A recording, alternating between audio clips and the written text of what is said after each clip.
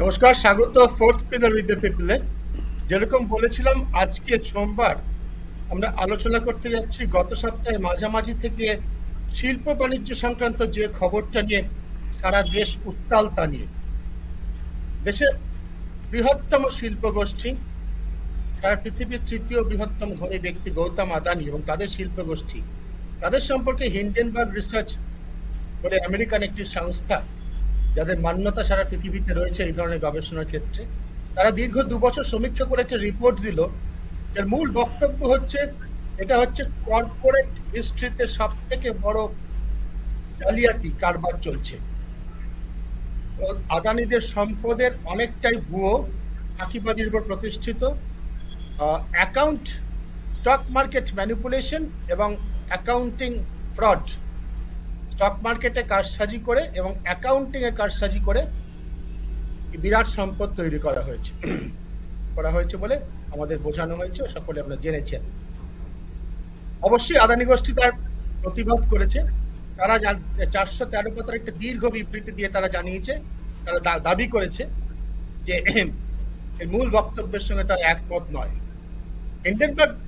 Hindenburg research অবশ্য পাল্টা একটা বিবৃতি দিয়ে বলেছে যে তাদের তোলা 88টা প্রশ্নের মধ্যে 62টা প্রশ্নের কোনো উত্তর আদানি গ্রুপ দেয়নি। এইটা নিয়ে আজকে আমরা আলোচনা করব। আমাদের সঙ্গে ইতিমধ্যেই রয়েছেন শিখা মুখার্জি, আমাদের সঙ্গে নতুন দুজন অতিথি রয়েছেন, তাদের সঙ্গে পরিচয় করিয়ে দেবো। আমাদের সঙ্গে রয়েছেন এরিকসনের প্রাক্তন ডিরেক্টর এবং একই সঙ্গে প্রাক্তন ফিনান্সিয়াল জার্নালিস্ট অভিজিৎ রায়, কলকাতা থেকে রয়েছেন। দিল্লি থেকে আমাদের সঙ্গে যোগ দিচ্ছেন Ravi Nair. Ravi, welcome to Fourth Pillar with the people. Thank you. Ravi ইংরেজিতে বলবেন, যেহেতু তিনি বাংলা বলতে পারেন না, এবং রবিকে আমাদের ছেড়ে দিতে হবে 7টা 15-20 মধ্যে। রবির কথা আমরা প্রথমে শুনবো।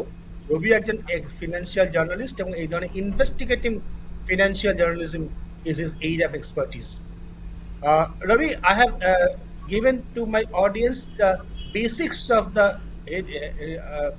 very basics of the Hindenburg report, summary of the Hindenburg report, Adani's response to that, and Hindenburg's further response to the response of Adani's. What is your take right now after reading all 3 documents? Ravi, please. First of all, let me say that in July 2021, I have published a series of 2 articles in which we highlighted most of the links of this 6-7 FPIs, that the foreign portfolio investors who park money only on Adani Group companies. When the Trinamool MP Mahua Moitra raised the question in Parliament, and after that when she wrote to SEBI, she attached my articles along with that letter to SEBI. Then also what we asked, what the finance ministry is doing and what the SEBI is doing. I hope your viewers will understand SEBI, that is Security and Exchange Board of India. Yeah. Understand that. Okay, so this is actually a failure of SEBI. It's not that SEBI is not aware, it's not that finance ministry is not aware. On that time, the Minister of State for Finance told on the floor of the Parliament that to Mahua Moitra in that reply that DRI, Directorate of Revenue Intelligence, is investigating this. So the first question comes, there were enough DRI investigations were going on Adani companies on various dealings. If you remember that Poranjoy reported way back in 2015-16 and Adani sent the first defamation suit then the APW published an article, then what happened? Everyone knows that, right? Everyone. A case which is still going on. Yes, I mean there are 6 or 7 cases against him. So I am facing only one. So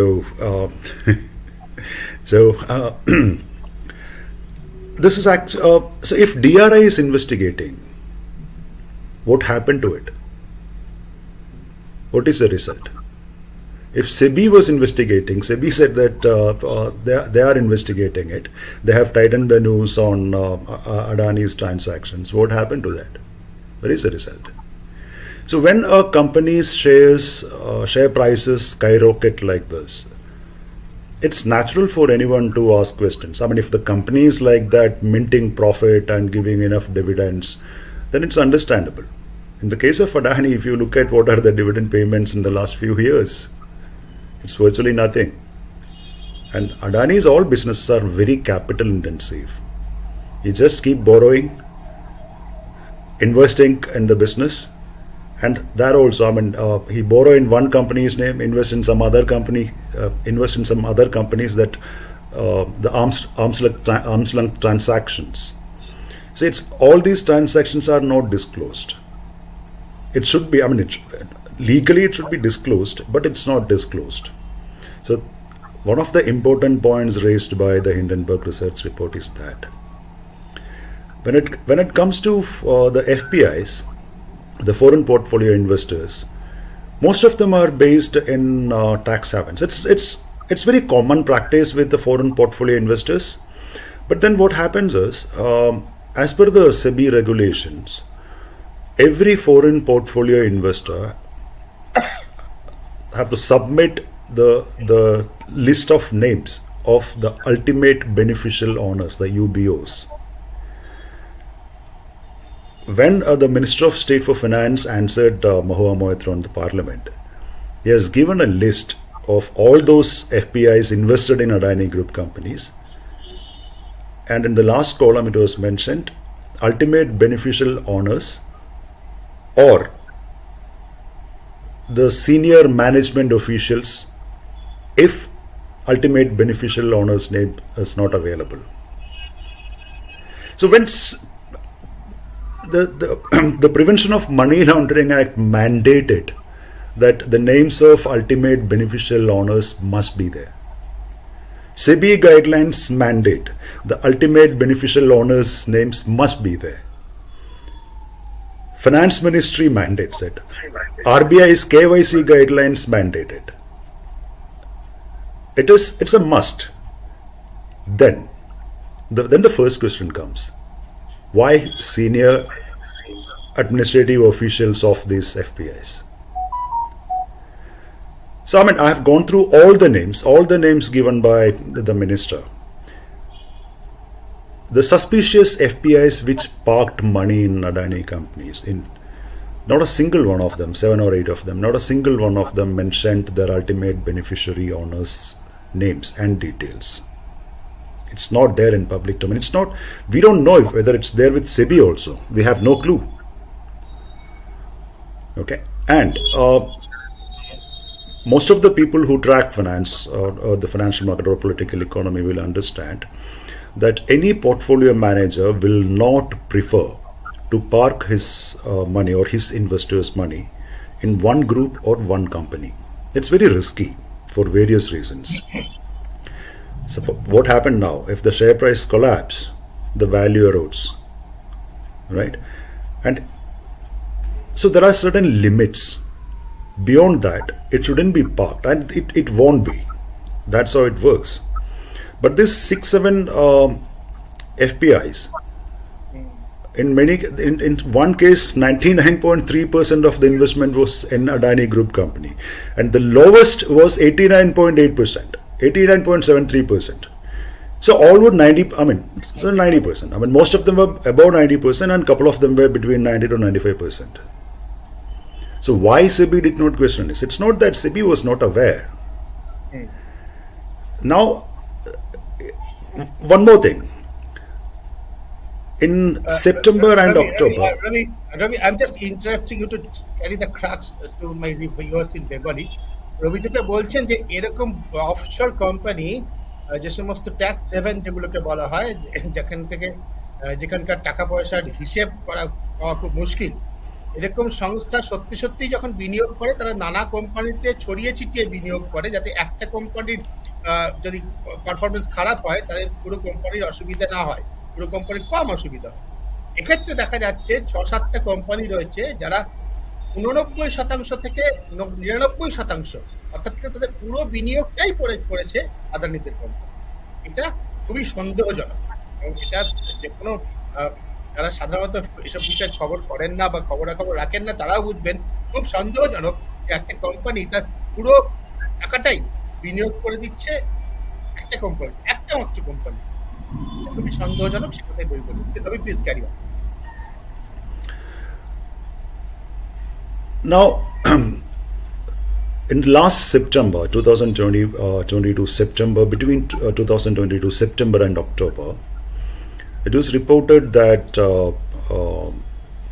Mr. Gautam Adani visited the SEBI HQ twice, and he held meetings with the officials, directors, and he met the chairperson also, Ms. Madhabi Puri-Buch. So this raises an obvious question. If SEBI is investigating Adani companies and its transactions and the FPOs which are invested money in Adani companies, don't you think that this is a conflict of interest? Absolutely, sir. Why did SEBI chairman and the officials met Mr. Adani, agreed to meet Mr. Adani? That's also not once but twice. Why? SEBI is not answering. I have written enough to them. I mean, there was no response. Even I written now. The last was on 26th, and yesterday I wrote, but no response. I don't think they will respond. But that is one. Now, if then my sources told me that my sources told me that SEBI's investigation about these FPIs reached a dead end. They met a wall because these FPIs are domiciled in different jurisdictions. Most of them are Mauritius based, then Singapore, Cyprus, and various jurisdictions. So SEBI as a regulatory body it has limitations. So it's not necessary that those jurisdictions should respond to SEBI. So exactly that's what happened. So these investigations it's not progressing.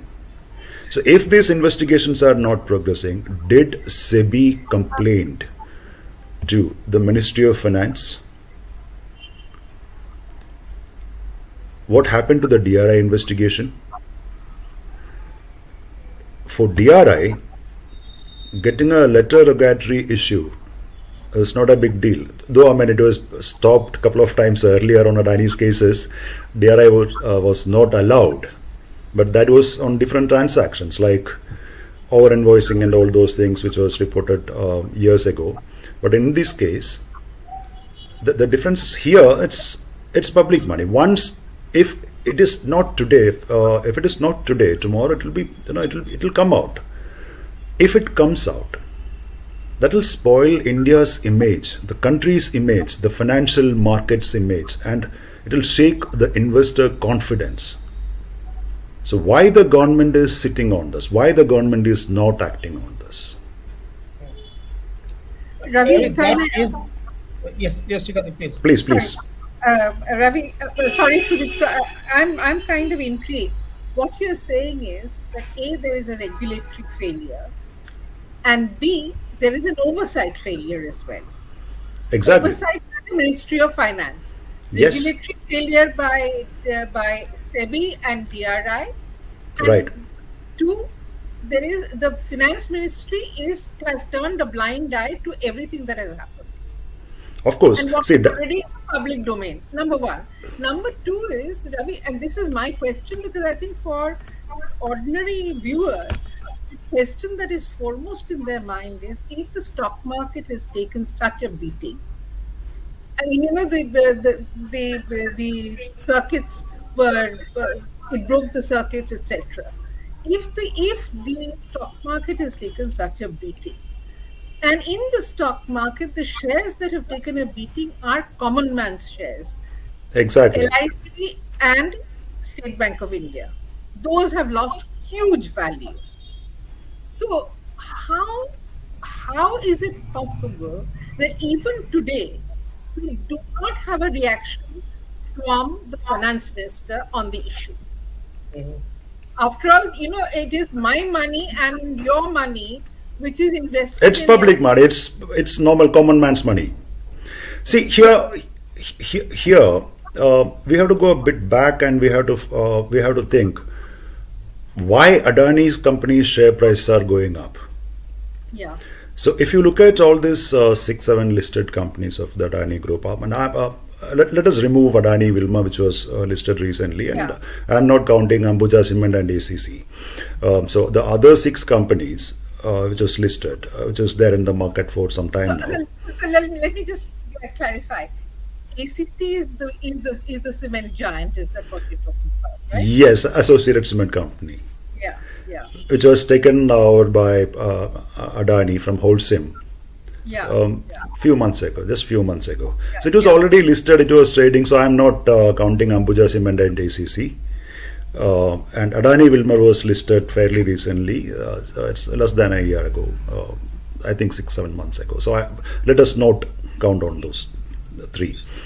If we look at the other companies, the promoter holding in most of these companies are to the brim, that is 75%, right?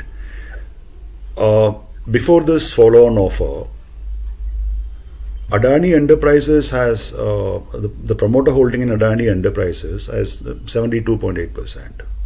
Yeah. The only company which is slightly lower, which is in the mid 60s, is Adani Total Gas, because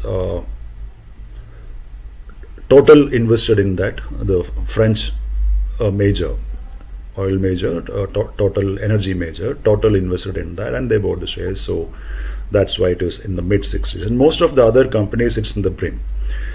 So as per the regulation, 25% of the shares must be free float. So that is a bare minimum. So in the free float, how much is actually with the retail sellers, the retailers normally traded? Because FPIs in all these companies, FPIs hold somewhere around anywhere between 15 to 20, slightly reduced now in the last quarter.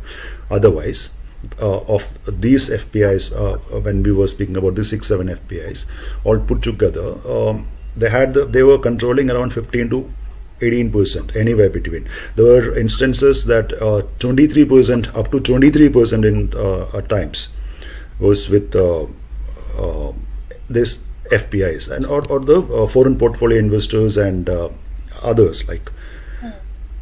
Now, mutual funds are not touching Adani stocks majorly. Mutual funds are major investors in the share market. They are not touching. Why? Because they don't have the confidence. And in the entire Adani group companies, in these 6 companies, only one has the analytical review, that is Adani Ports and SEZ, the special economics, Adani Ports and special economics.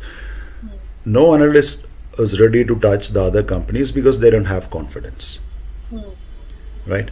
So at the end of the day, the actual free float in these companies are very limited, like 2%, 3%, it's less than 5%. That's for sure. That raises the major question. That is why these FPIs are questioned. Is it Adani's own money parked over there through these FPIs? That is the question. That is the question Hindenburg is also asking. That's the if that is the case, then Adani was violating the rules since many years, that the promoter holding is more than the permitted 75%. Yeah. That means the company and the promoters were artificially rigging the share prices. So what to do for that? So if SEBI and Finance Ministry didn't take care of it and didn't speak on this and didn't investigate on this, it's a failure. It's not that in the current under the current dispensation, it's not that Mr. Adani, if everyone, it's an open secret. Everyone knows that Mr. Adani is very close to the Prime Minister, and Mr. Adani keeps speaking about nation building. Even yesterday's reply, he was just doing the nationalist bullshit, and I'm sorry for that word. And the other day when they were their CEO was speaking, he had a national flag. He was standing in front of a national flag. So they were trying to raise just nationalism. See, But Ravi, what this, I am not understanding is, I am interrupting you here because I think you are going to run away, and yeah. therefore I need to get a response from you. Is that, if uh, in the world of business, there are two kinds of companies. One is public sector, the other one is private sector. The way Adani has defended itself is almost as though it is a public sector company in which public money is invested, and therefore it is an attack on India and India's future and growth.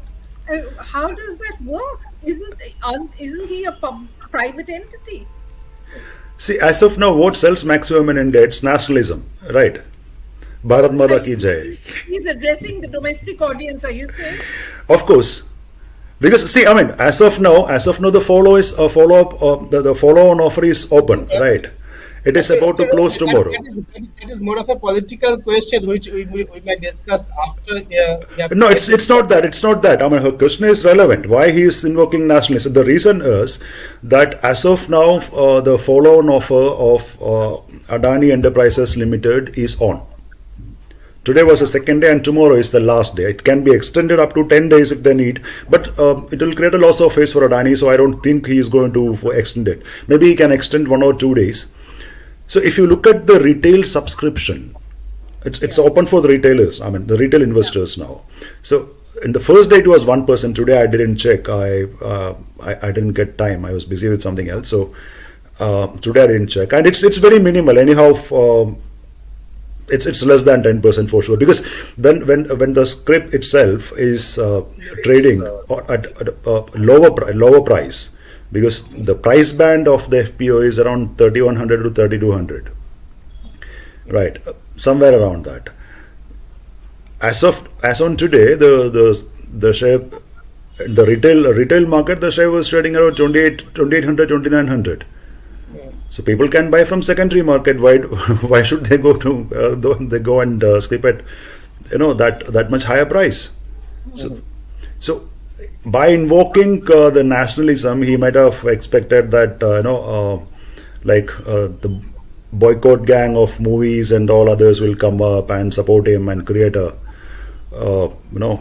this thing hype, and it will help in some way, but that didn't work. But Ravi, on the other hand, the finance minister also hasn't said a word. So that is a Nobody from the government. that's a huge help to Adani, because if No, the finance ministry had said something on the issue, then there would have been a further pressure, further negative pressure on Adani's share prices. forget finance minister. SEBI did not comment anything other than Yeah. that they will. So I mean, finance ministry comes later. The regulator should say something. The regulator didn't utter a word. The finance minister has a responsibility, since LIC and SBI have taken the hit. Please. May I say something? Yes, sir. Yeah. Please, do. Actually, why are we so bothered about what SEBI says, what Government of India says? Who cares? The rest of the world is asking questions about the governance of corporate governance in India. So it doesn't matter whether SEBI says. See, the world is looking at India as the brightest spot. Now, this talk about this is an attack on India, that people are jealous about India's growth and prospects, is all a myth. I'm not. It's cock and bull story. See, I mean, you're saying that the international community, finance community is looking at India. That's more for the reason for SEBI to intervene, and the government to intervene to give that confidence. Yeah. So Yeah. the What's longer. happening today is that I interact with a lot of international companies because of my work, and the question that being asked is that recently in the World Economic Forum and from statements from IMF and World Bank is that India is the brightest economic spot in an otherwise gloomy world, and we are all looking forward to investing in India. Apple is putting up. We continuously harp on that Apple is making the iPhone 14 here and things like that. So if India is such a bright spot, this argument that is an attack on India by foreigners doesn't hold true. Second, the other point is that forget SEBI, forget Government of India, forget Finance Minister. They may not be asking questions for obvious reasons. We know why they don't ask questions. So we're not going to, I mean, repeat this, and because every citizen in the country knows why they don't ask questions. So let's not even talk about it. I don't expect them to ask questions. The first thing. The rest of the world is asking questions. So it's the question about India's corporate governance. Now that in the long term, point is that recently Reuters had a report that India is falling Abhijit, behind in I think digital we'll, formation. Abhijit, just a minute. I think we'll have to let Ravi go. It's already I 25 have minutes. to. Yeah, Yeah. I think sure, sure. we'll have to let Ravi go. Ravi, Well, thank you very much for your we kept- insight. Thank you so much. Thank you so much. You can call me some other day. We can have a longer discussion. I think I can spend more time with you. Sure, sure. Yeah. Thank you so much, Abhijit. Thank you, Abhijit. Thanks, Sudipta. Yeah, Thank you. thanks, Ravi. Yeah. Get So my Ravi point go. is that should I continue? Abhijit আমি একটুখানি দর্শকদের জন্য একটুখানি বলি, নিশ্চয়ই, যেটা নিশ্চয়ই। হচ্ছে যে বিষয়গুলো উঠে আসছে সেটা হচ্ছে যে অভিজিৎ দাও যেটা বলছেন, যেটা সর্বত্রই লেখা হচ্ছে, হিন্ডেনবার্গ রিপোর্টে যেটা বলছে, আদানি গোষ্ঠী তারা বলছে যে ভারতের, যেটা অভিজিৎ দা বলছে, ভারতের জাতীয় পতাকার পিছনে দাঁড়িয়ে, পিছনে ভারতের জাতীয় পতাকা রেখে তাদের সিইও কথা বলার চেষ্টা করছেন, বলছেন ভারতের উপর এটা আঘাত। প্রথম কথা, এটা হতেই পারে না, কারণ সারা পৃথিবীতে অভিজিৎ বলছেন ভারতকে একটা অর্থনৈতিক উন্নতির ক্ষেত্রে, বিকাশের ক্ষেত্রে একটা গুরুত্বপূর্ণ জায়গা, একটা উজ্জ্বল ক্ষেত্র হিসেবে দেখে, ব্রাইট স্পট। হিন্ডেনবার্গ রিপোর্টও সে কথা বলছে। ঠিক সেই কারণেই বেশি প্রশ্ন ওঠা উচিত ছিল যখন ভারতের কর্পোরেট গভর্নেন্স, ভারত কিভাবে তার বড় কর্পোরেট সংস্থার উপর নিয়ন্ত্রণ করে সে বিষয় নিয়ে যখন প্রশ্ন উঠেছে, যেটা শিখাদি বলছিলেন, সে প্রশ্ন রেগুলেটরি সংস্থা যেগুলো রয়েছে, সেবি ইত্যাদি, তারা করছে না, অর্থ মন্ত্রক করছে না, ফিনান্স মিনিস্ট্রি করছে না। কেন করছে না? কারণটা স্পষ্ট, রাজনৈতিক কারণ।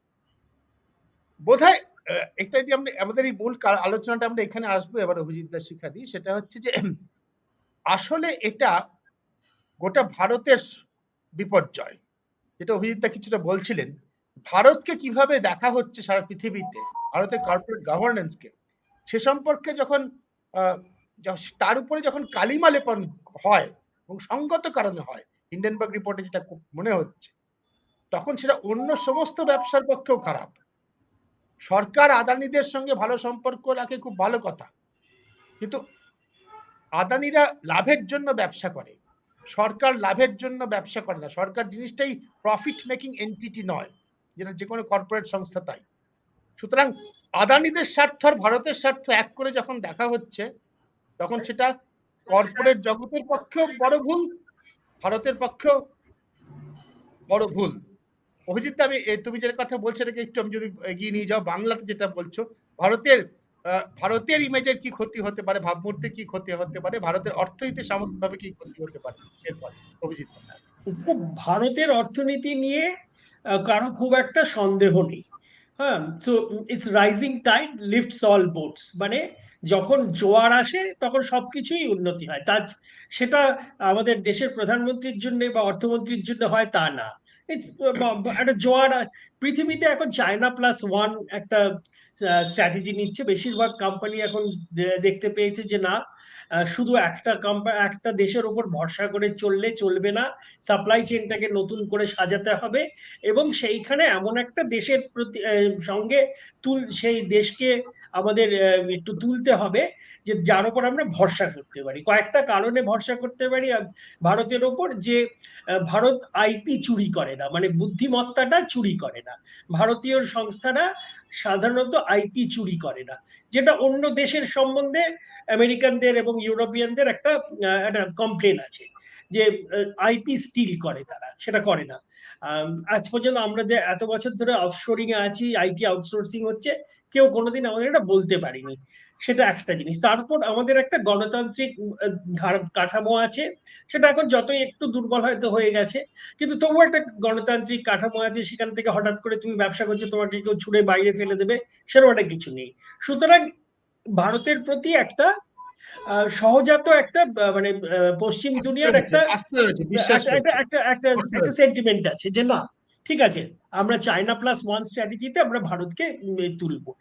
সেই সময় এই জিনিসটা হওয়াটা খুব মানে ভয়ের ব্যাপার।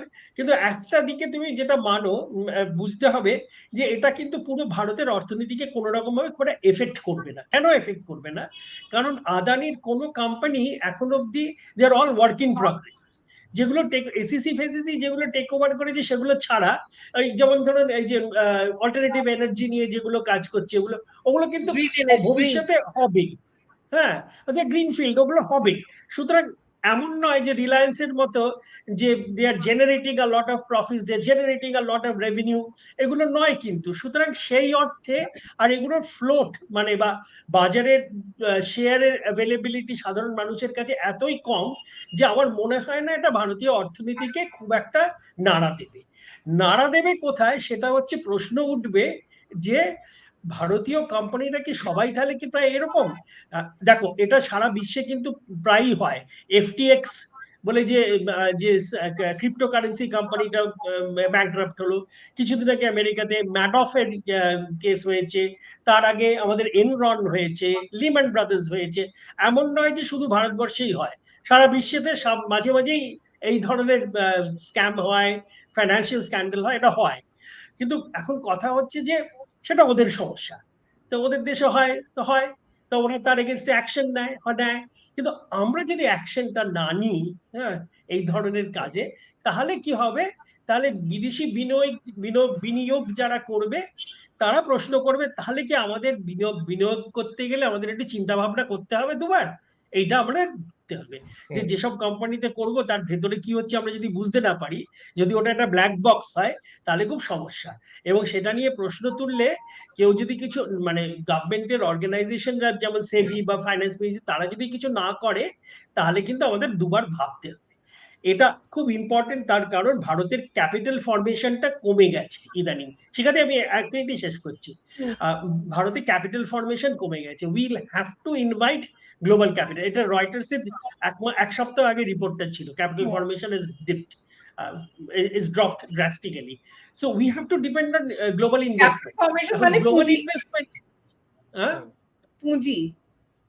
হ্যাঁ, তো গ্লোবাল ইনভেস্টমেন্টের উপর যদি আমাদের ডিপেন্ড করতে হয়, তাহলে গ্লোবাল ইনভেস্টমেন্ট একটা ক্লাইমেট তৈরি করতে হয় যে না, তো আমাদের এখানে কোম্পানিগুলো দে আর সেফ, যেখানে তুমি ভরসা করে টাকা লাগাতে পারো, অর্থনীতি সেফ।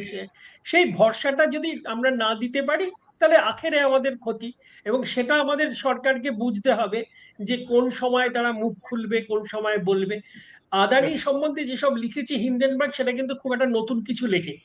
গত 2 বছর ধরে পরঞ্জয় লিখছে, অনেকেই লিখছে এই ব্যাপারে। সুতরাং আমার নতুন কিছু না, ওটা প্যাকেজিংটা ভালো করে দিয়েছে এবং সবার সামনে এনে দিয়েছে। এবং যেহেতু এটা বিদেশি সংস্থা এই প্রশ্নগুলো করেছে এবং খুব জোরের সঙ্গে বলেছে ঠিক আছে আমাদেরকে তোমরা কোর্টে নিয়ে চলো, সেখানে তোমাদের অনেক ডকুমেন্ট আমরা চেয়ে পাঠাবো।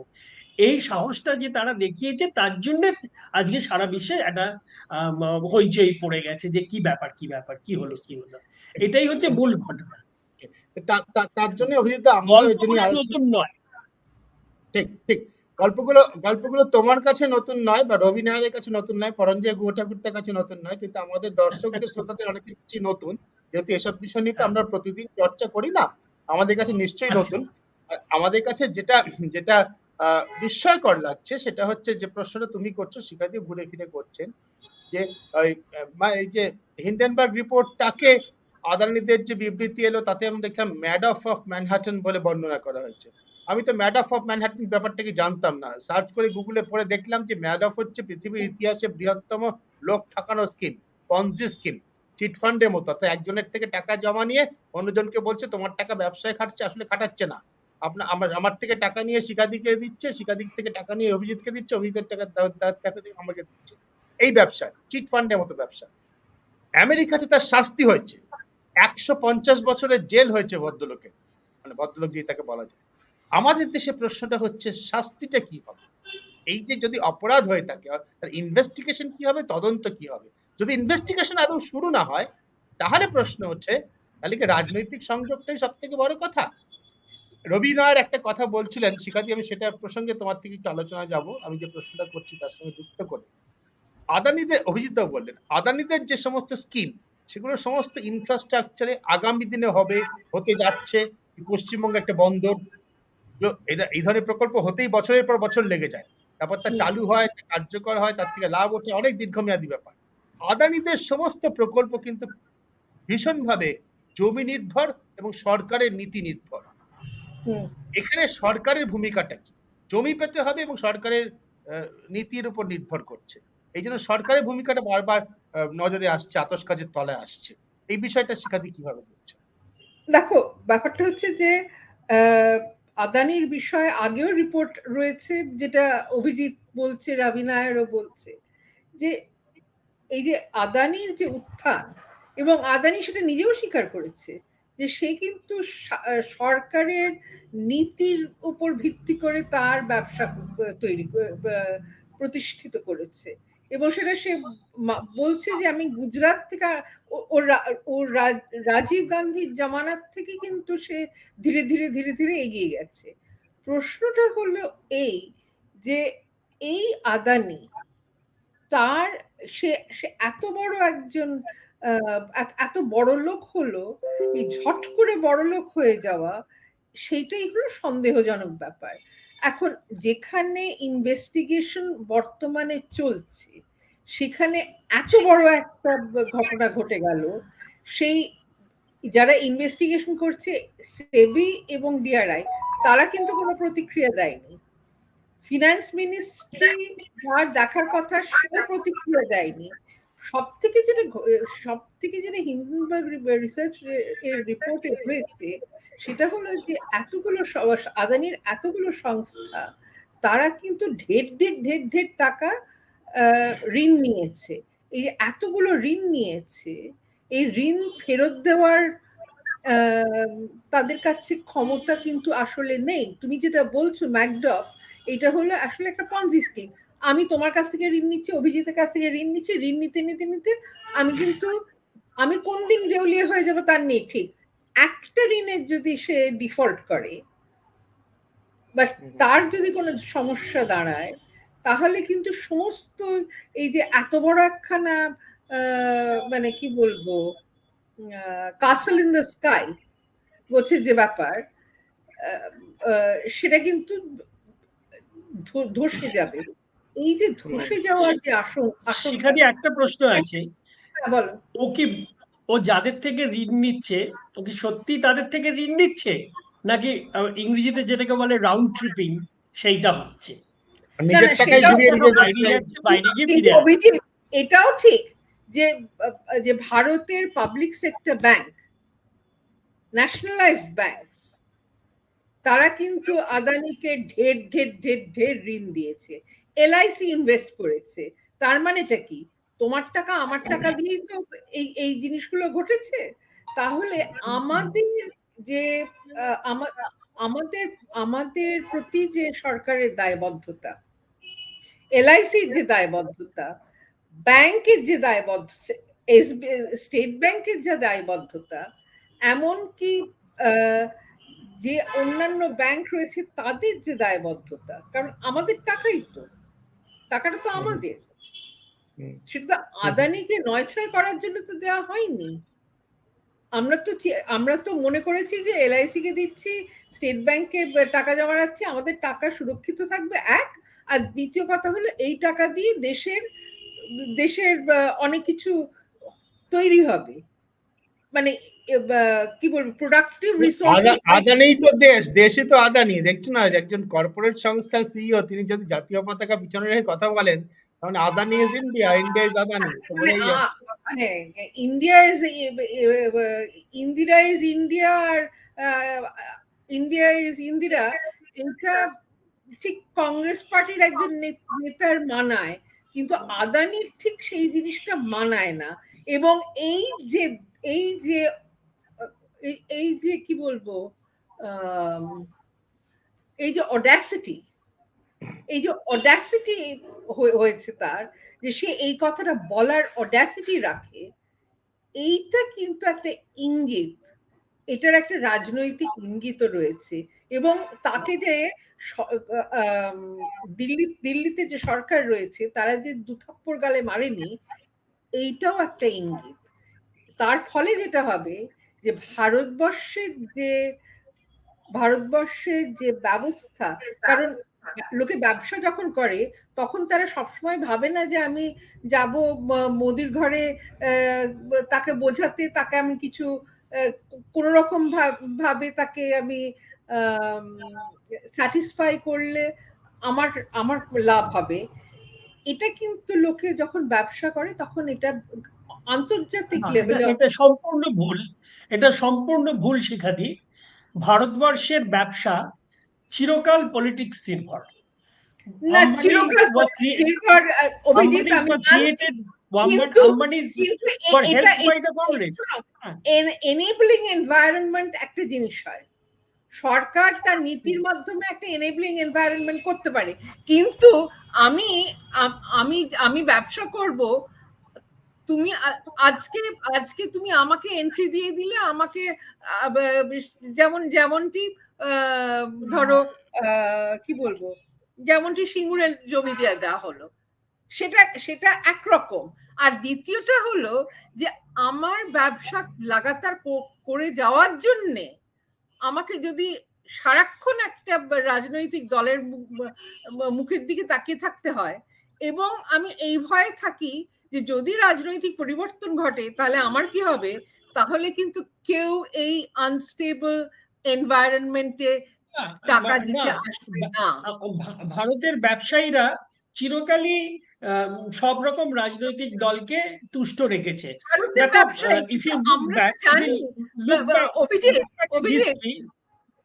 অভিজিৎ, ভারতের সরকারকে তুষ্ট করে সরকারকে তুষ্ট করে আনতে হবে। তুমি গ্লোবাল ক্যাপিটাল আসবে কি করে, কেন আসবে? শিখাদি, গ্লোবাল ক্যাপিটালের প্রশ্ন পরে আমরা যাচ্ছি। যেটা অভিজিৎ দা বলছেন আমি কিন্তু তার সঙ্গে সম্পূর্ণ একমত। আম্বানিদের উত্থান কিন্তু প্রতি বছর প্রণব মুখার্জি অর্থনীতি ছিলেন, সরকারি পলিসি যেভাবে টুইক করা হতো, কোন সুতোর উপর কত পার্সেন্ট রেভিনিউ ট্যাক্স বা শুল্ক বাড়বে কি কমবে, একদম একদম পরিষ্কার। সুতরাং দেখো, দেশ স্বাধীন হওয়ার পর বিড়লাদের বাড়িতে কংগ্রেসের বৈঠক বসতো, তারপরে হিন্দুস্তান মোটরকে কত বছর প্রোটেকশন দেওয়া হয়েছে। দেশ স্বাধীন হওয়ার আগের থেকে রে ভাই, আগের থেকে। তো সুতরাং ব্যবসার সঙ্গে ভারতবর্ষের পলিটিশিয়ানদের একটা যে যোগাযোগ আছে, এবং এই পলিসির প্রোটেকশন বা ইন্ডিয়ান বিজনেসের core competency is managing the environment, not anything else. তুমি দেখো ভারতবর্ষের কোন কোম্পানি কটা পেটেন্ট ফাইল করেছে, একটা ইন্ডিয়ান প্রোডাক্ট তুমি নাম করো যেটা বিদেশে সবাই চেনে, নেই, কেউ নেই। Even the big names, that we do not have a single product that is a single global brand. এটা বোধহয় একটু বাড়াবাড়ি হয়ে যাচ্ছে। সেটা হচ্ছে যে ধরো আমাদের এই বাজাজের যে অটো, সেটা কিন্তু পৃথিবীর বহু জায়গায় চলে, বাজাজের নামেই চলে।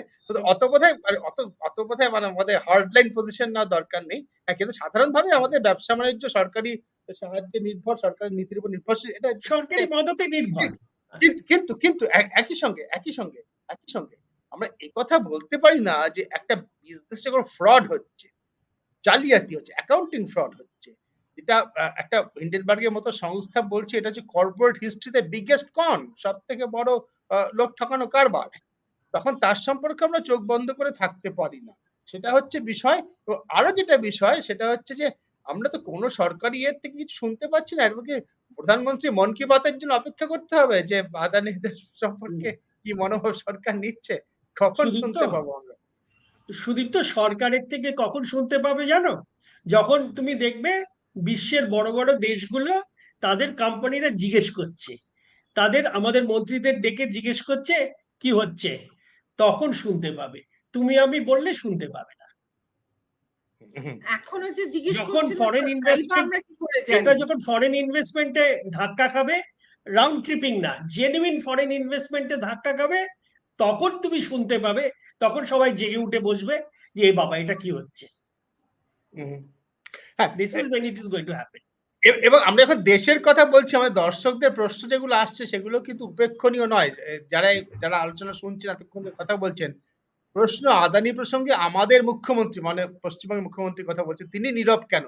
যদি আদানি কোনোদিন দোষী প্রমাণিত হয়, তবে ফরাক্কায় আমবাগানের উপর দিয়ে হাই টেনশন লাইন কি খোলা হবে?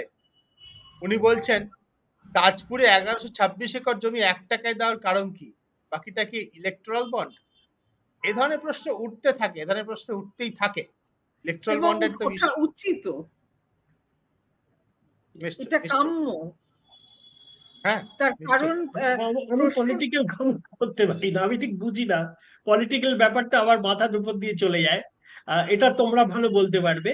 আমি অর্থনৈতিক দিক থেকে, যেটা ব্যবসায়িক দিক থেকে বলতে পারি, যে if the question of governance, এই গভর্নেন্সের কোয়েশ্চেনটা যদি বারে বারে ওঠে, তাহলে ফরেন ইনভেস্টমেন্টের ব্যাপারে একটা ধাক্কা খাওয়ার সম্ভাবনা রয়েছে। এবং সেই ধাক্কাটা যদি খায়, তখন আমাদের রাজনৈতিক নেতারা উঠে বসবেন যে সত্যি তো এটা একটা সমস্যা হয়ে গেল, তাহলে কি করা যেতে। এবং আমার মনে হয় যে অলরেডি সেই প্রশ্নটা আসতে আরম্ভ করেছে। নিশ্চয়ই। আমরা দর্শকদের কিছু কিছু প্রশ্ন, কিছু বক্তব্য আমাদের নিতে হয়। PS মুখার্জি, মিস্টার মুখার্জি বলছেন, পুঁজিবাদী ব্যবস্থায় লাভ সবসময় ব্যক্তিকেন্দ্রিক এবং ক্ষতির দায় সর্বত্রই সামাজিক। আজ থেকে 200-250 বছর আগে একজন জার্মান দার্শনিকের মতামত অক্ষরে অক্ষরে ফলে যাচ্ছে। এ ব্যাপারে আপনাদের কি অভিমত? মিস্টার মুখার্জি, প্রথমত এটা বলবো যে 200-250 বছর আগে কার্ল মার্কস বা ফ্রেডরিক এঙ্গেলস যা বলে থাকুন না কেন, সেটাকে অনেক অনেক অনেকটা আজকের সময়ের মতো করে আমাদের ভাবতে হবে। প্রথম কথা, পুঁজি ব্যক্তিকেন্দ্রিক, আবার পুঁজি ছাড়া সমাজের উন্নয়ন হয় না, সবার কাছে কিছু পৌঁছে না, এগুলো বোধহয় আজকালকার বাস্তব। 200-250 বছর আগেকার বিষয়ে আমরা যদি আবদ্ধ না থাকি, তাহলে আমরা নিশ্চয়ই দেখবো যে হ্যাঁ, আপনি যেটা বলছেন সেটা মূলত সত্যি। এই যে ভারতের যেই ডিফেন্সটা নেওয়া হয়েছে, রবীন আরে বলছিলেন, অভিজিৎ দাও বলছিলেন, যে ভারতের উপর একটা আঘাত হিসেবে আদানিদের সম্পর্কে যে প্রশ্ন উঠেছে, এটা ভারত রাষ্ট্র সম্পর্কে প্রশ্ন হিসেবে আদানিরা দেখানোর চেষ্টা করছে। এই জায়গাটা খুব মূল গুরুতর সমস্যা আছে। আমরা তো সবাই বলছি, অভিজিৎ দাও বললেন, শিখাদিও বললেন, রবীন আরে বলছেন, ভারত সম্পর্কে সারা পৃথিবীতে কোথাও তাদের অর্থনীতি, তার বিকাশ সম্পর্কে সন্দেহ নেই, বরঞ্চ উল্টোটা আছে। সারা পৃথিবীতে অবস্থা খুব খারাপ, তার মধ্যে ভারত একটা ভালো জায়গা, উজ্জ্বল জায়গা। সেটা একটা বিষয়। কিন্তু তার মানে এই নয় যে ভারতের সমস্ত ব্যবসায়ী সমান বা সবাই সমান সঠিকভাবে নিয়ম নীতি মেনে ব্যবসা করছে। যে গুরুতর প্রশ্নগুলো উঠেছে, সেগুলোর উত্তর দেওয়া সরকারের কর্তব্য, উত্তর খোঁজা আমাদের কর্তব্য, এবং যে সমস্ত রেগুলেটরি সংস্থা রয়েছে, সেবির কথা বারবার করে আসছে, তাদের এই প্রশ্নগুলো করা উচিত। তারা যে প্রশ্নগুলো করছে না, সেটা আমাদের কর্পোরেট গভর্নেন্স সম্পর্কে, আমরা কিভাবে ব্যবসা বাণিজ্যকে নিয়ন্ত্রণ করি, আমাদের সরকার সে সম্পর্কে প্রশ্ন তুলছে। যেটা অভিজিৎ বলছে, সেই প্রশ্নটা যখন সারা পৃথিবীতে ছড়িয়ে যাবে, সেটা বোধহয় সব থেকে বড় সমস্যার কারণ হবে। শিখানি, আমি এই যে রাজনীতির কথাটা আসছে, অনিবার্যভাবে আসবেই। রাজনীতি ছাড়া তো আমাদের দেশে ব্যবসা আলোচনা হয় না। কোন সরকারি, কোন রাজনৈতিক দলে কিন্তু এখনো পর্যন্ত খুব হিন্ডেনবার্গ রিপোর্ট সম্পর্কে খুব উচ্চকিত হয়ে কোন চর্চা শুরু করেনি। বিজেপির কথা ছেড়ে দাও, বিজেপি তো কেন্দ্রের শাসক দল। আমি কিন্তু দেখেন যে তৃণমূল কংগ্রেস বা সমাজবাদী পার্টি বা বিজু জনতা দল বা ডিএমকে, তারা কেউ এটা নিয়ে খুব বড় প্রশ্ন তুলছে। দুটো রাজনৈতিক দল কিন্তু মানে অলরেডি বক্তব্য রেখেছে, এবং তারা কিন্তু বামপন্থীরা কংগ্রেসও কিন্তু করেছে। মহুয়া মিত্র বোধহয় এটা নিয়ে প্রথম থেকেই খুব মহুয়া তো বটেই, কিন্তু ব্যাপারটা হচ্ছে যে, কিন্তু অভিজিৎ কথা হচ্ছে যে মহুয়া মিত্র পার্লামেন্টে যা বলেন, সেটা সবসময় কিন্তু তৃণমূল কংগ্রেসের সরকারি লাইন নয়। তৃণমূল কংগ্রেসের সরকারি লাইন জানার জন্য তুমি দেখো বা টিএনসি অফিসিয়াল দেখো, সেখানে কিন্তু এই বিষয়ে কিছু পাবে না। আচ্ছা আচ্ছা আচ্ছা আচ্ছা, কিন্তু ওই বিষয়ে আমি করে জানি না। অফিশিয়ালি এবং মানে যারা দায়িত্বে আছেন, তারা কিন্তু দুটো পার্টির থেকে রিয়াক্ট করেছে সব থেকে শার্পলি। পরিষ্কার রিয়াকশন কংগ্রেসের থেকে এবং সিপিএম এর থেকে, সীতারাম ইয়েচুরি একটা রয়েছে। ঘটনা হলো যে আমাদের দেশে কোনো একটা কারণে ছোট দল কিন্তু এত বড় ব্যাপারে মুখ খুলতে চায় না। প্রত্যেকেরই একটা রাজ্যের, তারা যদি বিশেষ করে শাসক দল হয়, তাহলে তারা কিন্তু সারাক্ষণ এই এই কথাটা মাথায় রাখে যে রাজ্যের কোনো ক্ষতি হবে কিনা, আদানির কোনো একটা প্রজেক্ট রাজ্যে প্রস্তাবিত হয়েছে বা স্বাক্ষরিত হয়েছে, তার কোনো ক্ষতি হবে কিনা, যেটা তারা বোঝে না এবং তাদের বোঝা দরকার। অথচ মানে হয়তো বোঝা দরকারের কোনো বলাটা অবান্তর, কিন্তু ব্যাপারটা হলো যে তারা এমন একটা ভাব দেখায় যে কি হচ্ছে ওটা কিন্তু আমাদের ব্যাপার নয়। অবশ্যই তা প্রত্যেকটি রাজনৈতিক দলের একটা ব্যাপার, কারণ দেশ শুধু কংগ্রেস বা বিজেপির দায়িত্বে নয়, দেশ প্রত্যেকটা রাজনৈতিক দলেরই দায়িত্বে। এবং রাজ্যে যদি কোনো আদানি ইনভেস্টমেন্ট হয়, তাহলে সেই রাজ্যের আরো বেশি দায়িত্ব যে তাহলে আমাদের কি হবে ভবিষ্যতে। তার মানে এমনই কি যে তাজপুরের পোর্টটা 20 বছর ধরে ঝুলে থাকবে আর কিছুই এগুবে না, কারণ আদানি আসলে কিছু করবে না। তাজপুর পোর্ট মানে এটা হলো ওই কুমিরছানার মতো। বুদ্ধদেবের আমল কেন, যোধপুর আমল থেকে শুনে আসছি যে এটা হবে হবে হবে হবে হবে, 30 বছর কেটে গেল কিন্তু কিছুই হলো না। ফলে আদানি কি করবে কি করবে না সেটা নিয়ে যথেষ্ট এঙ্গেজড এবং বক্তব্য তাদের রাখতে হবে, তাদের প্রশ্ন তুলতে হবে, তাদের আদানির কাছে জবাব চাইতে হবে যে তোমরা তো স্বাক্ষর করে গেলে, তারপরে কি হলো? তুমি আমার কাছে জমি চাইলে, তাহলে কি হলো? ঘটনাগুলো এমন নয় যে আমি এটা আমার ব্যাপার নয় বলে আমি হাত গুটিয়ে বসে থাকলাম। এটা হলো দায়িত্বজ্ঞানহীন এক ধরনের রাজনীতি এবং সরকার পরিচালনার ব্যবস্থা। এত দায়িত্বজ্ঞানহীন হওয়া যায় না। অভিজিৎ, আমাদের সময় কমে আসছে। আমি একটা জিনিস জিজ্ঞাসা করি, যেহেতু তোমার ব্যবসা সংক্রান্ত বিষয়ে অভিজ্ঞতা এবং সাধারণভাবে সারা পৃথিবীর ব্যবসা সম্পর্কে তোমার জানাশোনার ভিত্তিতে জিজ্ঞেস করছি যে এই ধরনের ক্যাপিটালিজম, এই ধরনের ব্যবসা যেটা প্রবলভাবে সরকারি নীতির উপর নির্ভরশীল এবং জমির উপর নির্ভরশীল, তেল উত্তোলন, যেটা অয়েল এক্সপ্লোরেশন, রাশিয়াতে, দক্ষিণ আমেরিকার কোন দেশে, আর্জেন্টিনায়, ব্রাজিলে জঙ্গলকে ব্যবহার করে ব্যবসা, কফি চাষ, এই ব্যবসাগুলো তো যুগে যুগে বহু বছর ধরেই আমরা দেখেছি সরকারের নীতির উপর নির্ভরশীল, জমির উপর নির্ভরশীল।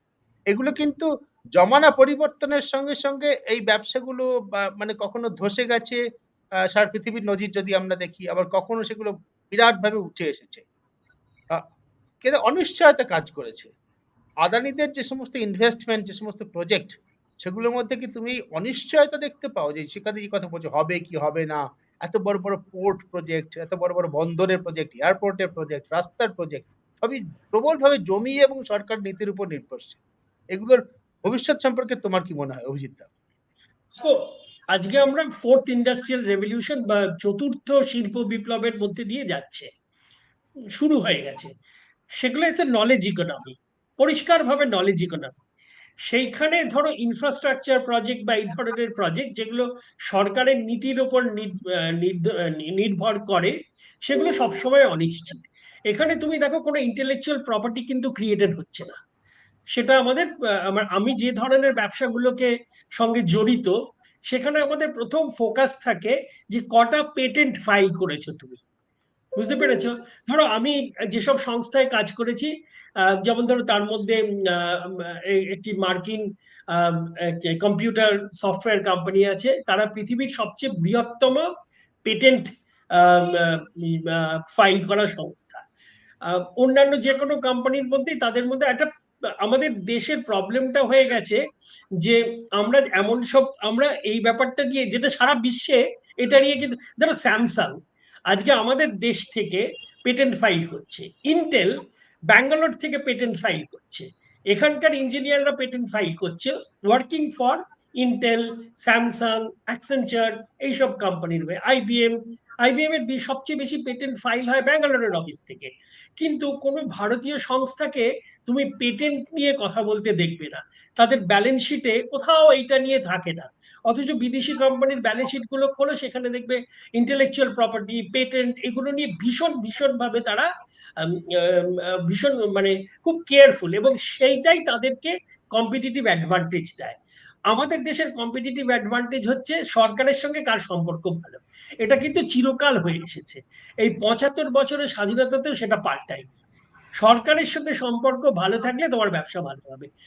আনফর্চুনেটলি আইটি সেক্টরটা তৈরি হয়ে গেছে, ইনফোসিস বলো কি এই ধরনের, তখন কিন্তু সরকার এত নজর দেয়নি, ব্যাপারটাকে বুঝতে পারতো না সরকার যে এই নলেজ ইন্ডাস্ট্রিটা কি হচ্ছে। ওদের অগোচরেই হঠাৎ করে এই অফশোরিংটা তৈরি হয়েছে। আর এরা কোনো সরকারের উপর নির্ভরশীল নয়, নির্ভরশীল একটু আছে, যেমন আমাদের ব্রডব্যান্ডটা দরকার, মানে ব্যান্ডউইথটা দরকার। আর সরকারি কলেজগুলো থেকে, আইআইটি আইএম থেকে ইঞ্জিনিয়ারিং গ্র্যাজুয়েট দরকার, ম্যানেজমেন্ট গ্র্যাজুয়েট দরকার। সরকার আমাদের এইটা করেছে। এটা কিন্তু আমাদের মানে যখন ওই টেকনোলজি মিশন গুলো ছিল, তখন কিন্তু ব্রডব্যান্ডটা আমাদের দিয়ে দিয়েছে। ব্যান্ডউইথটা দেওয়াতে এই ব্যবসাটা দুম করে বেড়ে গেছে। মানে তুমি যখন লাস্ট 25 বছরে যে আমাদের এই যে এই ব্যাপারে উন্নতি হয়েছে, তার দুটো জিনিস। একটা হচ্ছে আমাদের ট্যালেন্ট অ্যাভেলেবিলিটি, সেটা সরকারি কলেজ থেকে এসছে, আইআইটি আইএম থেকে, হ্যাঁ, আইএসআই থেকে স্ট্যাটিস্টিক্স এর লোকেরা এসছে। আর হচ্ছে আমার আর হচ্ছে আমার ব্যান্ডউইথটা পেয়ে গেছি আমি। এই দুটো। আর মানে আইটি ইন্ডাস্ট্রি বেড়ে উঠেছে সরকারের অগোচরে, not because of the government but despite the government. Problem হচ্ছে old economy has always dependent on the governments policy in India to go head. এরা তাদের উপর নির্ভরশীল। সেটা কিন্তু সারা পৃথিবীতেও কিন্তু এটা আছে। তুমি দেখো ইউএসএ তে যে অয়েল, বিগ অয়েল, হ্যাঁ, তারা কিন্তু নির্ভরশীল, সরকারের উপর অনেকটাই নির্ভরশীল। এই নির্ভরশীলতাটা খুব যে খারাপ তা না, কিন্তু সেটাকে তুমি যদি গভর্নমেন্ট যদি লেভেল প্লেইং ফিল্ড না করে এবং ডুওপলি তৈরি করে, যেমন দুটো করে কোম্পানিকে তৈরি করব, তাহলে কিন্তু ভালো নয়। কম্পিটিশনটাকে সরকারকেই তৈরি করতে হবে। এইখানে এইটা সরকারের খুব ভালো করে খেয়াল করা দরকার যে ডুওপলি বা monopoly is never good for the economy. একটার জায়গার মধ্যে যদি ক্ষমতা কুক্ষিগত হয়, সেটা মানুষ হোক কিংবা কর্পোরেট হোক কিংবা পলিটিক্যাল পার্টি হোক, তাহলে সেটা কারো পক্ষেই ভালো হবে না, এবং সেটা বেশি দিন স্থায়ীও হয় না। ঠিক সেটাই অভিজিৎ, ঠিক সেটাই আমারও বক্তব্য। সেই জন্য শেষ করবো শিক্ষার্থীর কাছে এসে, এক্স্যাক্টলি তুমি যেটা বলছো, যেটা ব্যবসার পক্ষে কাটে, এক্স্যাক্টলি সেটাই আমাদের এখানে করা হচ্ছে। আমাদের দেশে এখন ওই যেটা বলা হয় যে দুজন মানুষ দেশটাকে কিনছেন না দুজন মানুষ দেশটাকে বেচছেন, চারজনই ঘুরছেন, ডুওপলি। এক্স্যাক্টলি সেটাই বলা হয়, যেটা এটা অরুন্ধতী রায়ের কথা, আমি তাকে কোট করছি আর কি। কিন্তু এইভাবে যখন একটা দেশকে তার অর্থনীতিকে দেখা হয়, এটা ভয়ঙ্কর বিপদের সংকেত বয়ে আনে। কারণ সেখানে কোনো কম্পিটিশনের জায়গা নেই, মেধা, শিক্ষা, বুদ্ধি, তার কোনো জায়গা নেই। সেগুলোকে দমন করে, সেগুলোকে যথেষ্ট জায়গা না দিয়ে, যেটা অভিজিৎ দা বলছে, সরকারের সঙ্গে সম্পর্ক, এই সম্পর্ক ম্যানেজ করতে পারা, ম্যানিপুলেট করতে পারা, মন্ত্রীর সঙ্গে কি সম্পর্ক, কোন মন্ত্রীর সঙ্গে কার কি সম্পর্ক, এর উপর দাঁড়িয়ে যখন ব্যবসা চলে, তখন সেটা সকলের পক্ষে বিপজ্জনক হয়ে দাঁড়ায়। যারা ব্যবসায় বিনিয়োগ করছেন, যারা সেই ব্যবসার প্রোডাক্ট কিনছেন, এবং সেই দেশের অর্থনীতির পক্ষ শিকারী। কিন্তু আমরা তো এই যেটা অভিজিৎ বলছে, আমরা তো এই জায়গাতেই দাঁড়িয়ে আছি, অ্যাবসলিউট ডুওপলির উপর দাঁড়িয়ে আছি। Duo on ruling side, duo on business side, quadropoly বলা চলে বোধহয়, মানে চারজনকে যোগ করে একসঙ্গে বলতে। আমরা তো এই এর উপরে দাঁড়িয়ে আছি। সুতরাং আমাদের অ্যামাজন আর ফ্লিপকার্ট, হ্যাঁ, তুই প্রত্যেকটা কোম্পানি, এয়ারটেল আর ভোডাফোন, মানে সবকিছুর মধ্যে আমরা ডুওপলি করে রেখে দিয়েছি। কম্পিটিশন আমরা হচ্ছে বেশি সামলাতে পারি না। ওই যে তুমি ম্যানেজিং এনভায়রনমেন্ট বলছো না, আমাদের ওই দুটোর মধ্যেই সীমাবদ্ধ, আর হচ্ছে বেশি আমরা ম্যানেজ করতে পারি না। আমাদের রাজনৈতিক নেতৃত্ব যা, তারা কিন্তু ওই দুটোর বেশি সামলাতে পারে না বলে শুধু দুটোই চালিয়ে যায়। এইটা আমাদের দেশের পক্ষে ভালো নয়। কিন্তু দেখো শিখাজি, সুদীপ্ত, তুমি, আমরা তিনজনে সবাই বুঝি, এবং আমাদের যারা শুনছেন তারাও যে বোঝেন না তা না, কিন্তু ঘটনাটা হচ্ছে যে মানে সত্যি কথা বলতে কি কিছু কি হবে, আমি কিন্তু খুব একটা আশাবাদী হতে পারি না যতক্ষণ না এটা হবে, যতক্ষণ না বিদেশি বিনিয়োগকারীরা এইটাকে নিয়ে চাপাচাপি আরম্ভ করবে। এতে force will come from outside. It has to. মানে এটার এটার একটা একটা তো সরকারের কাছে জবাব দাবি করার একটা দায়িত্ব রয়েছে সবার উপরে। এই দায়িত্বটাকে আছে তো, কি করে এড়িয়ে যেতে পারে? না অভিজিৎ না দা এড়িয়ে যাবে আউটসাইডের না, কথা বলছে রিকোয়েস্ট তো। শিখাদি অভিজিৎ দা বলছেন যে বিদেশ থেকে সত্যিকারের বিনিয়োগকারীরা যখন চাপ দেবে, চায়না প্লাস ওয়ান পলিসির কথা বলছেন, ভারত একটা বিনিয়োগের জায়গা সারা পৃথিবীর কাছে, সেটা যেমন একটা চাপ। শিখাদি যেটা বলছেন আমার মনে হয় সেটা একটা যথেষ্ট বড় চাপ। দেশের হ্যাঁ ভিতর থেকে নিশ্চয়ই। যদি যথেষ্ট কড়া আওয়াজ ওঠে, উত্তর চাই, উত্তর দিতে হবে, সেটা কিন্তু রাজনৈতিক ব্যবস্থার পরিবর্তন করে রাজনৈতিক ব্যবস্থাকে অন্যভাবে ভাবতে বাধ্য করতে পারে। তার নজির আমাদের দেশে আছে। যদিও যেটা অভিজিৎ দা বললেন, ব্যবসার সঙ্গে এই প্রতিদিনের আমাদের ভালো মন্দ থাকা না থাকার কি সম্পর্ক, এটা হয়তো আমরা সবসময় তলিয়ে ভাবি না। যদি ভাবি তাহলে কিন্তু সম্পর্ক আছে, গভীর সম্পর্ক আছে। সেখানে একটা কণ্ঠস্বর তোলারও বোধহয় ব্যাপার আছে। অভিজিৎ দা অনেক ধন্যবাদ, শিখাদি অনেক ধন্যবাদ আমাদের আলোচনা থাকার জন্য। অভিজিৎ দা তোমাকে আমরা প্রথম পেলাম এবং তোমাকে কিন্তু বারবার ডাকবো আর কি। তোমার ইনসাইট, তোমার থ্যাংক ইউ। অভিজ্ঞতা হ্যাঁ, তোমার। তবে আমার কথাগুলো তো একটু অন্যরকম হয়, হয়তো অসুবিধা হতে পারে। না, fourth Pillar with the people হচ্ছে অন্যরকম কথা শোনানোর জন্যই। অন্যরকম কথা মানে আচ্ছা, তো শুধু মানে বিপ্লব করতে হবে নয়, বিপ্লবটা কেন আটকে আছে সেটাও তো অন্যরকম কথা। সব রকম কথা শোনানোর জায়গা হচ্ছে fourth Pillar with the people. তুমি যেটা মানে বললে আমি সেটা তো আসলে খুব সিনিক্যাল হয়ে গেছি ইদানিং। না, কিন্তু তোর অভিজ্ঞতা থেকে তুমি বলছো, তুমি তো বানিয়ে বানিয়ে কথা বলছো না, কল্পনা করে কবিতা লিখছো না, তুমি তো অভিজ্ঞতা থেকে বলছো না, সুতরাং সে কথা নিশ্চয়ই মূল্য আছে। অনেক ধন্যবাদ অভিজিৎ দা, শিখাদি, থ্যাংক ইউ শিখাদি, থ্যাংক ইউ। ধন্যবাদ শিখাদি আমাদের। থ্যাংক ইউ থ্যাংক ইউ দর্শকদের অনেক শিখাদি। ধন্যবাদ। এই থ্যাংক ইউ। বিষয় নিয়ে, যেটা নিয়ে সাধারণভাবে আমরা আলোচনা করছি না বাংলা মিডিয়া থেকেও, আমরা এতক্ষণ ধরে আলোচনা করলাম। আপনারা অনেক সংখ্যায় ছিলেন, আবারও থাকুন আমাদের সঙ্গে, নিয়মিত থাকুন। ধন্যবাদ, নমস্কার। Thank you.